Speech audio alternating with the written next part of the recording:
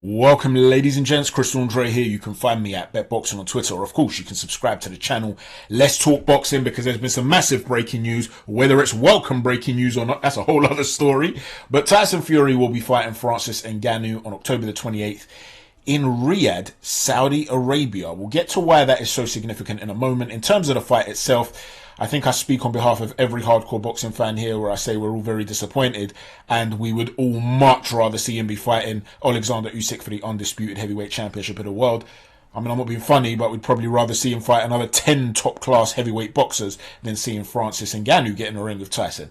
Nonetheless, it will have crossover appeal. It's going to generate a lot of revenue. I have no doubts about that. But what I want to focus on is, rather than doing what all the other analysts are doing and complaining about the fight, how many times are you guys going to hear the same sort of stuff? Let's talk about something that I find very interesting, and that is, why are the Saudis doing this?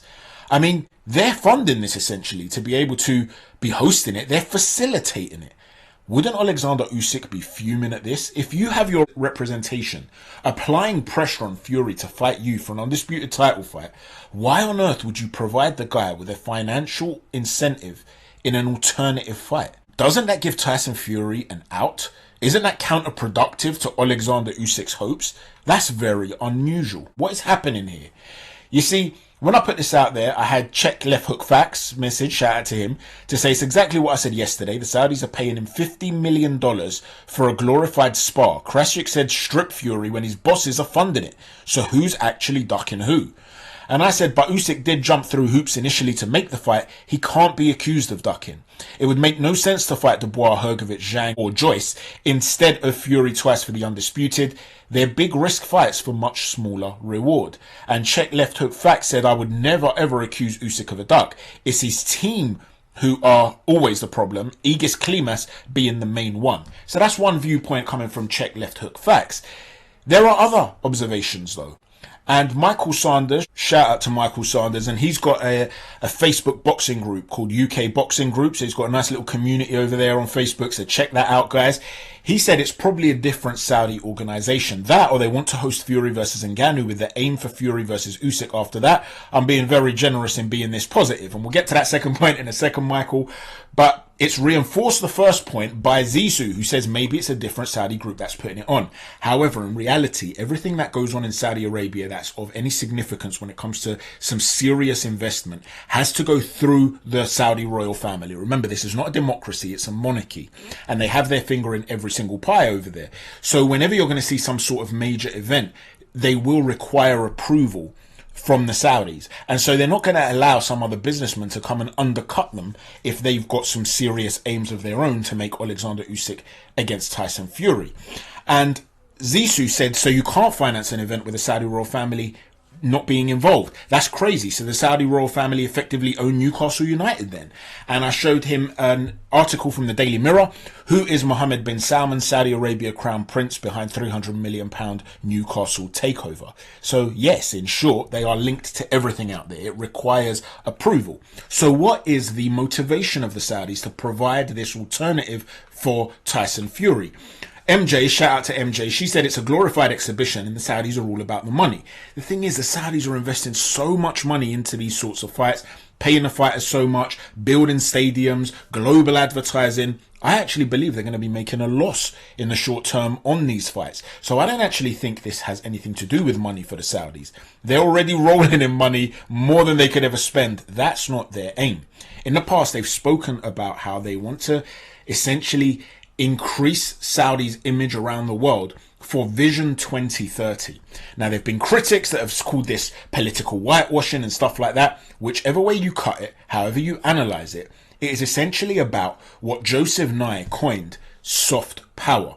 Joseph Nye is a very famous political scientist who wrote a book called Soft Power, The Means to Succeed in World Politics. And essentially what soft power is about is the concept that you increase your influence in order to gain power over another nation or globally, rather than doing it via hard power. In other words, military might. So, for instance, when they wanted to bring down the USSR, what the West began to do was smuggle in things like the Beatles albums or videos of movies that made the West look fantastic, or they would smuggle in pictures and images of McDonald's, for instance. So the people that were living under the subjugation of the USSR were seeing in their grey existence all these starry lights, so to speak, and they were thinking, wow, we want a bit of that. Right? That was a lot more effective than invading. And I'm just going to read you a little quote here from Joseph Nye. He says, "A country may obtain the outcomes it wants in world politics because other countries, admiring its values, emulating its example, aspiring to its level of prosperity and openness, want to follow it. In this sense, it is also important to set the agenda and attract others in world politics, and not only to force them to change by threatening military force or economic sanctions. This soft power, getting others to want the outcomes that you want, co-opts people rather than coerces them." So when the Saudis are talking about Vision 2030 and wanting to put a new image of Saudi Arabia out to the world and showing the sort of events that they can host and how they can be wonderful hosts to people visiting and stuff like that, there is a political gain there for them.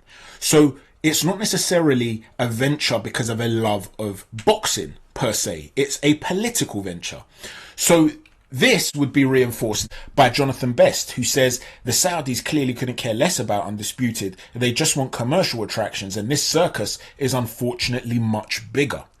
And so there's a very real possibility here that the Saudis have looked at this and they've said, look, Fury-USYK would be superb. How could we turn that down? But this might even capture more eyes. So why not host this? If you're talking about us having influence and showing the world what we're capable of putting together, making the world wanting to visit Saudi Arabia, seeing the adverts of Saudi, we'll treat all those sporting tourists really well. They'll then go back and say they're wonderful hosts. It's a beautiful country. You have to visit. The knock-on effect of that is massive. So why wouldn't we want to host Tyson Fury versus Francis Ngannou? In other words, it provides Fury with a financial alternative, but it's also something to gain for the Saudis. However, there's another potential possibility here, which is much more central and focused around boxing.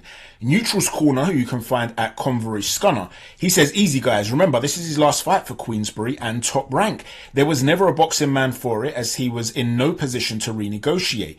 If I remember correctly, Top Rank officials flew into London to renegotiate, but even they pulled out of talks with Tyson Fury. So I said, hold on, are you saying that the Saudis are buttering Fury up in order to sign with them after this? And he says, yes, sir. And this is a position that is reinforced by Onid Kuchu, who says it might have been a two-pronged strategy for the Saudis. Maybe, in one form or another, this could be a two-fight offer. A fight against Ngannou, which is purely for money, low risk, with the incentive of fighting Usyk for Undisputed. This way, Fury could be satisfied monetarily.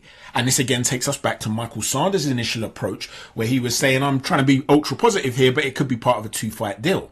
Now, this may actually make sense. Tyson Fury has been accused of making some outrageous demands when it comes to finances. The Saudis might look at this and say, look, you don't consider Francis Ngannou to be a real threat. It's low risk. He's not a real boxer. You're going to piece him up. So if we give you an extra 50 million, rather than just giving it to you without purpose, just to fight Oleksandr Usyk, you're giving us an extra event here. More eyes on us, more opportunities to exert that soft power that we're talking about. In the meantime, you're going to earn yourself a free 50 million. That's how you're going to see it. It's money in the bank because he's not a threat to you. That way, we can then move on to you accepting Oleksandr Usyk, for instance, for 100 million. Then you're going to get another 100 million in order to fight for the third fight. Again, these are just arbitrary numbers. He'll probably be making a lot more than that for the second fight because the first fight might make it even bigger. But let's just say, you could be in a position here where you're fighting for 250 million for a 3-fight deal for us. And only 2 of those fights are actual risks for you and are legacy fights. How about we look at it that way, Tyson? And this is maybe why Christopher Lovejoy Enjoyer says Fury is playing chess. Maybe that's the way Fury's seeing this too. Give me that extra bag. Now, I know many of you are not going to want to give Tyson Fury a pass like that. Many of you out there are going to be considering Tyson Fury to not want any piece of Oleksandr Usyk whatsoever. But as Hatman has been saying, even if that's the case, everybody has a price. You would imagine what if you turn up to him tomorrow and said, Tyson, I'll give you 5 billion to fight Oleksandr Usyk. Of course he's going to do it. There comes a price where you just say, you know what, even if I lose, it's worth taking. Is this that offer? Bear in mind, Skills Challenge have also been saying that from this point forth, they will be negotiating behind the scenes. One of the biggest problems that they had was that everybody was talking openly and publicly about what was going on, and that for a future fight, a winter fight, they had to speak behind closed doors. So is it possible that we've been seeing these chess pieces being moved around, puzzle pieces put into place, and we're actually seeing a deal emerge here behind the scenes? Let me know what you think the motivations of the Saudis are in order to provide an alternative route for Tyson Fury. Please don't forget to hit a stiff jab on the like button, a right cross on the subscribe button, and an uppercut on the notifications button. Chat to you soon. Take care. God bless.